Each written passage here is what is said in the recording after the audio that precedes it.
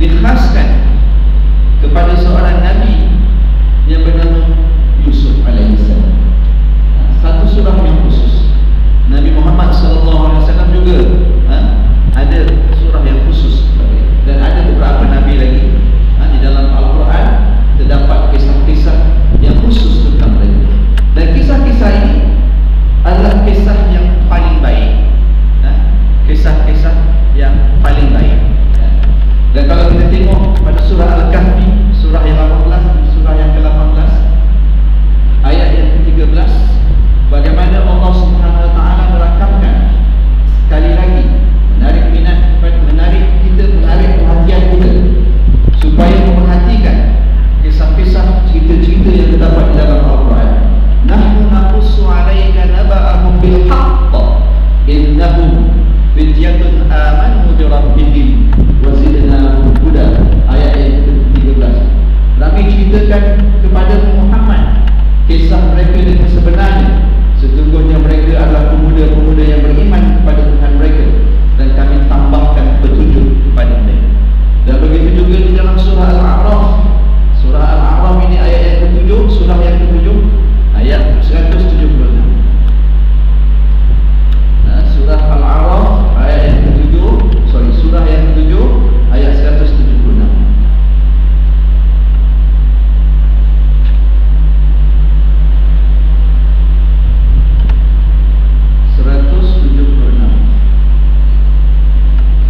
Walau syi'na la rafa'nahu biha walakinnahu akhlada ila al-ardi wattaba'a hawahu famathaluhu kamathalil kalb in tahmil 'alayhi yalhad aw tatruku yalhad dhalika mathalul qaumil ladzina kadzdzabu bi ayatina faqasusil qasasa la'allahum yatafakkarun. Maka ceritakanlah kisah-kisah itu agar mereka berfikir. Faqasusil qasasa la'allahum yatafakkarun. Jadi kisah-kisah ataupun cerita-cerita yang ada di dalam Al-Quran ini adalah kisah-kisah yang perlu kita beri perhatian, yang perlu kita mendalaminya dan mengetahuinya, dan kita ambil pengajaran daripada kisah-kisah yang tersebut di dalam Al-Quran. Okay? Jadi banyak cerita-cerita berkenaan Nabi dan Rasul di dalam Al-Quran ini. Ada yang pendek seperti kisah Nabi Lut dan juga Nabi Idris alaihissalam. Ada juga yang panjang seperti mana yang saya sebutkan tadi dalam surah Yusuf. Dan ada yang terpecah-pecah dengan kumpulan-kumpulan ayat-ayat yang panjang, dan juga ada ayat-ayat yang pendek. Kita dah melalui kisah Nabi Musa alaihissalam. Bagaimana kisah Nabi Musa alaihissalam, kisah tentang Bani Israel ini yang mewarnai satu ketika daripada Al-Quran, yang disebut dalam Al-Quran lebih daripada 72 tempat tentang kisah Nabi Musa alaihissalam sahaja. Dan ada yang pendek, kumpulan 2-3 ayat, dan ada kumpulan-kumpulan yang ayat 10 ataupun lebih daripada yang panjang-panjang. Ada Nabi-Nabi yang disebut dengan nama, dan ada yang disebut berdasarkan kepada ciri-ciri pribadi yang terdapat kepada Nabi-Nabi tersebut. Tak disebut nama mereka. Ada yang disebut di berbagai tempat di dalam Al-Quran dengan cerita yang terperinci, yang berbagai-bagai, tetapi intipati daripada cerita yang tidak disampaikan adalah sama. Intipati daripada cerita yang tidak disampaikan adalah sama. Jadi ini menunjukkan bahawa Al-Quran ini adalah kitab hidayah, kitab petunjuk, kitab Al-Quran yang unik, yang asli dan kaya dengan kepelbagaian, untuk menarik manusia akhirnya supaya beriman, mendapat hidayah daripada Allah Subhanahu Wa Taala. Okay? Jadi itulah kenapa kita memilih tajuk ini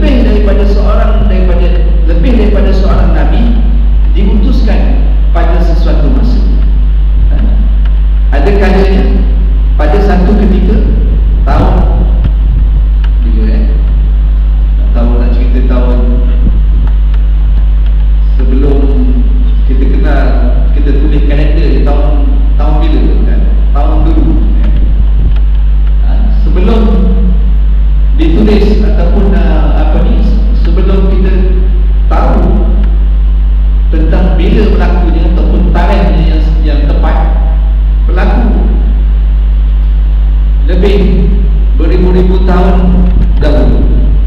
Ada kalanya dalam satu masa dua orang Nabi diutuskan dalam satu masa, dan ada kalanya seorang Nabi ataupun seorang Rasul diutuskan pada satu-satu masa. Dan ini disebut oleh Allah Subhanahu Wa Taala dalam surah Fatir dan juga dalam surah An-Nahl.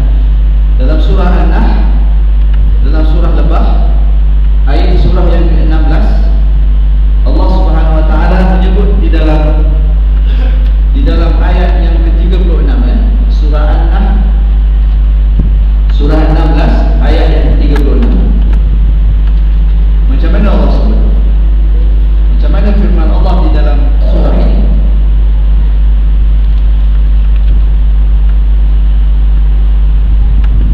Walaqad ba'athna fi kulli ummatin rasulan an ya'budullaha wa yajtanibut taghut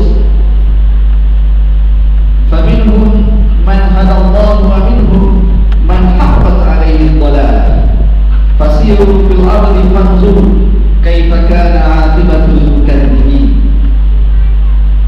Dan sungguh kami telah mengutus seorang rasul untuk setiap umat untuk menyerukan sembahlah Allah dan jauhilah Allah. Kemudian di antara mereka yang diseru oleh rasul ini, ada yang diberi petunjuk oleh Allah dan ada pula yang tetap dalam kesesatan. Maka berjalanlah kamu di bumi dan perhatikanlah bagaimana kesudahan orang yang mendustakan rasul-rasul, orang yang mendustakan rasul. Kalau rasul, R-A-S-U-L, itu mufrad. Kalau jamak rusul, rasul-rasul, rusul. Kalau nabi, seorang, nabi. Kalau ramai, nabi-nabi lah. Kalau dalam bahasa Arab dia anbiya kan.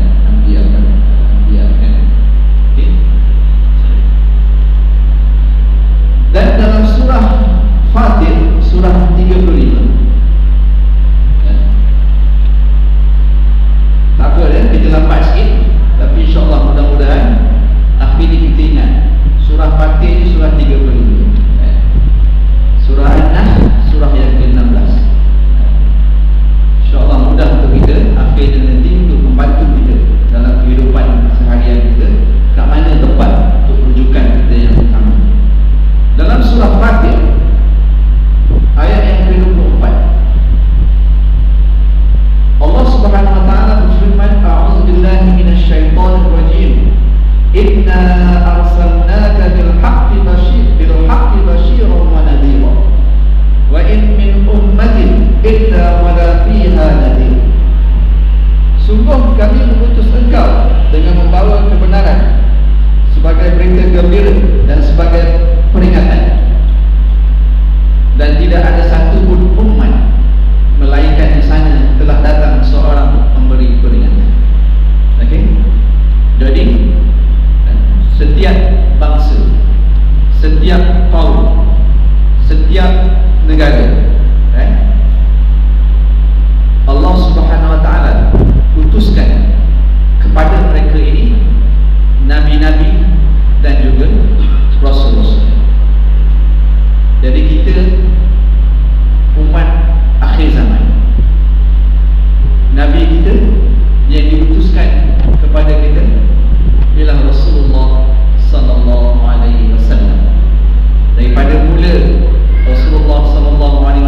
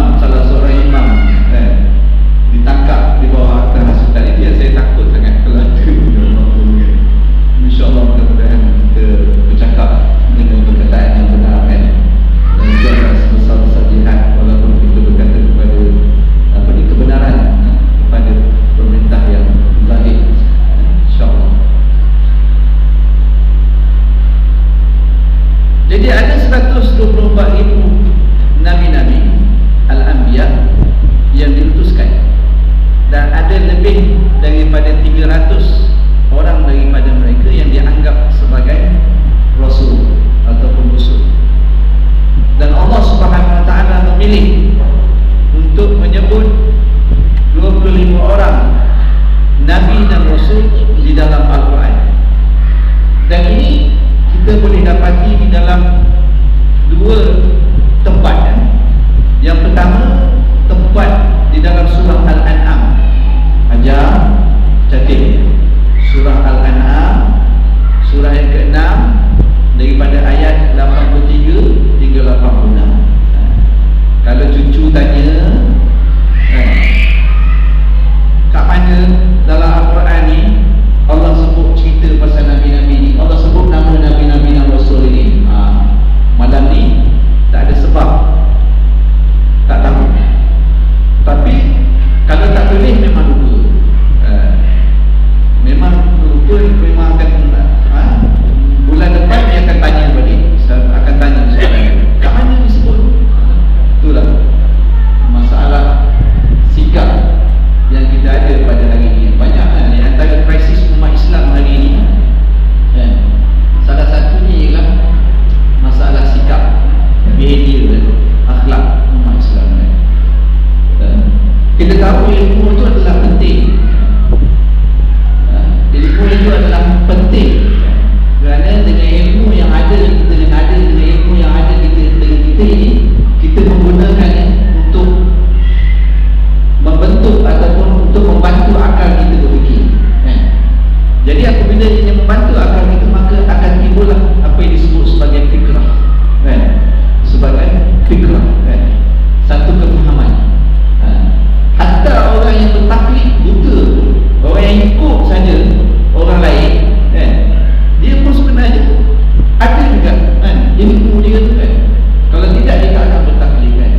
Jadi salah satu daripada masalah krisis yang dihadapi umat kita, umat Islam pada hari ini, ialah krisis, selain daripada krisis behavior, sikap itu, ialah yang keduanya ialah masalah yang berkenaan dengan fikrah, masalah berkenaan dengan kefahaman. Ialah macam mana nak faham kan? Banyak kuliah kita pergi, banyak ceramah kita pergi, banyak buku kita baca, tetapi tak ada satu pun nota yang kita cantik kan? Lepas tu kita berbalas antara satu sama lain tanpa merujuk, membuat rujukan kepada apa yang sama-sama kita dengar, apa yang sama-sama kita pelajari. Ulama silap apabila mereka berselisih faham di antara satu sama lain. Ada undang-undang, ada satu peraturan, ada satu hukum di antara mereka. Kalau saya tak setuju dengan Jamal dengan Syekh Jamal, maka berdepatlah satu hari Syekh Jamal dengan Syekh Ahmad di Masjid Sinar Marwah. Syekh Jamal bawa hujah dia daripada Al-Quran, daripada hadis. Syekh Ahmad juga bawa daripada hujah dia daripada Al-Quran, daripada hadis. Dua-duanya ialah membawa hujah yang benar berdasarkan kepada sumber-sumber yang sahih, nahjus sahih.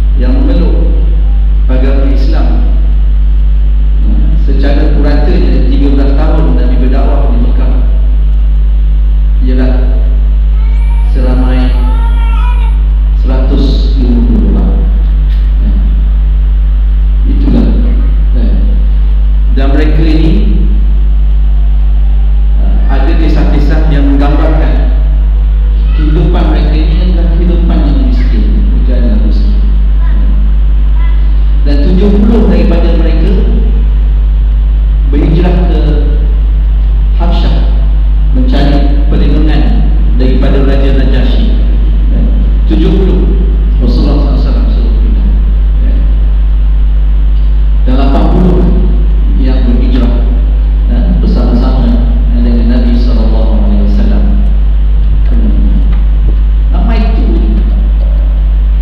Ramai itu. Dan pada tahun ke-11 hijrah, ke-11 Nabi diutuskan sebagai Nabi dan Rasul. Datanglah seorang hamba Allah daripada Madinah. Ini sebelum Nabi berhijrah ni. Nama dia Suhaib bin Somit. So ini kita simpan untuk akan datang, untuk kuliah bulan depan.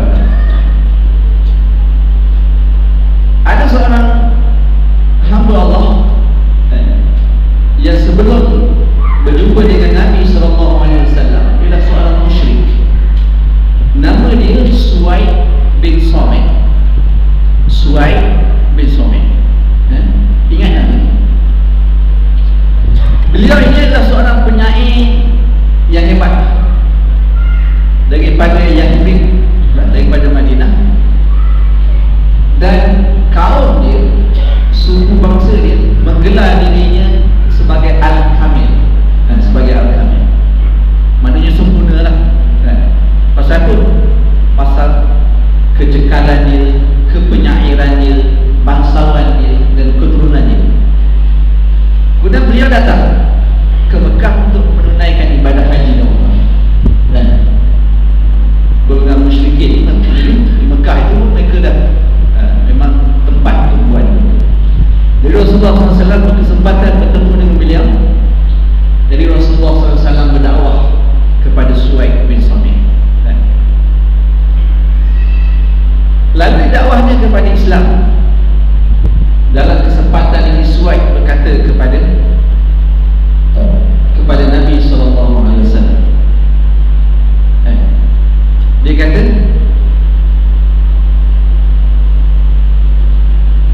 "Inni khairun minka." Apa yang aku ada ni adalah lebih baik daripada apa yang kau bawa, Muhammad. Wahai Muhammad. Dia kata berkemungkinan yang kau bawa itu,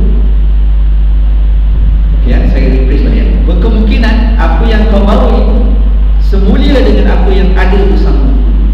Apa yang ada bersama dengan Suhaib bin Somit, apa yang ada bersama Suhaib bin Somit ini ialah hikmah Luqman. Dia ada kisah tentang kisah Luqman Hakim. Dia apakah yang bersama kau itu? Jawab Suhaib, hikmah Luqman. Jadi Rasulullah SAW dia tak kata kepada Suhaib bin Somit ni, apa yang aku ada ni lebih baik daripada itu yang kau ada. Apa yang kau ada ni lebih baik daripada apa yang kau ada. Tetapi sebaliknya, apa yang Rasulullah SAW cakap kepada Suhaib bin Somit ini ialah, ayo bawa kemari, ceritalah apa yang kau ada, bawalah, ceritalah, aku nak dengar. Rasulullah SAW dengar. Ini dah sikap Rasulullah SAW. Kalau saya tanyalah satu soalan, kalau saya bawa perkara yang lain yang lebih baik daripada Islam, siapa yang nak tinggalkan Islam? Siapa yang nak ikut benda yang baru? Soalan yang tricky sikit lah. Tapi mengajak kepada para jemaah sekalian berfikir. Kita orang Islam mengatakan yang terbaik yang kita ada ialah agama kita. Agama kita. Tetapi orang yang lain juga, orang yang bukan Islam juga, dia akan berkata apa yang baik pada mereka ialah agama mereka. Betul. Jadi kita tak boleh nak paksa orang yang lain daripada bukan Islam untuk menerima. Tetapi hendaklah kita menjadi seperti apa yang ditunjukkan oleh Nabi SAW kepada kita.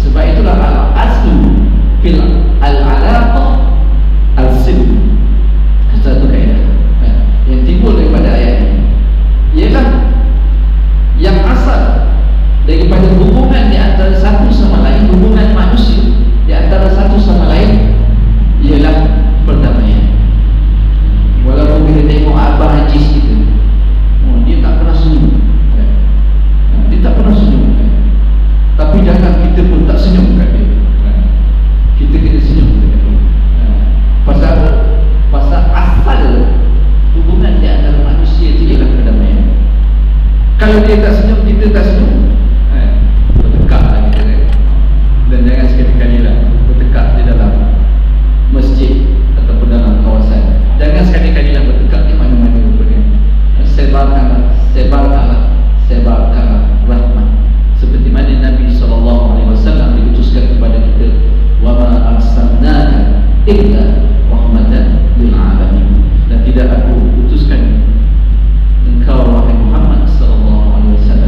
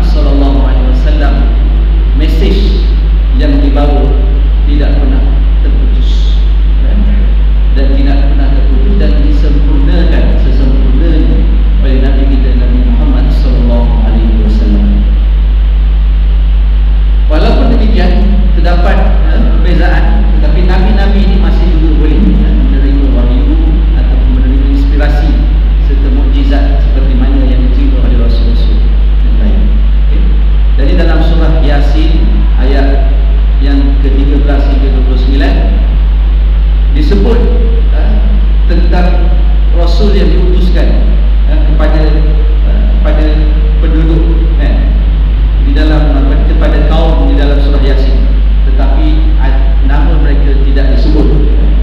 Dan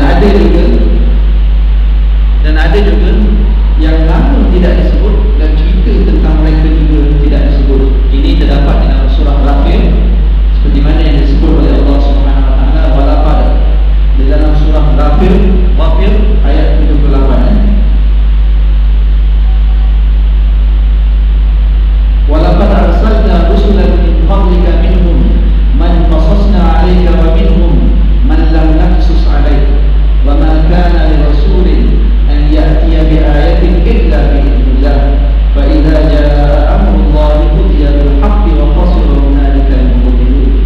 Dan sungguh kami telah mengutus beberapa rasul sebelum engkau Muhammad. Di antara mereka ada yang kami ceritakan kepadamu, dan di antaranya ada pula yang tidak kami ceritakan kepadamu. Tidak ada seorang rasul pun yang membawa suatu mukjizat kecuali dengan seizin Allah. Maka apabila telah datang perintah Allah untuk seluruh perkara diputuskan dengan adil, dan ketika itu bilang orang-orang yang berpegang kepada yang batil. Jadi disebut di dalam sini, di dalam surah Ghafir ini, bahawa ada nama, ada nabi-nabi dan rasul-rasul yang tak disebut nabi dan yang tak disebut nama dan cerita berkenaan dengan mereka sendiri. Tapi kita wajib mengimani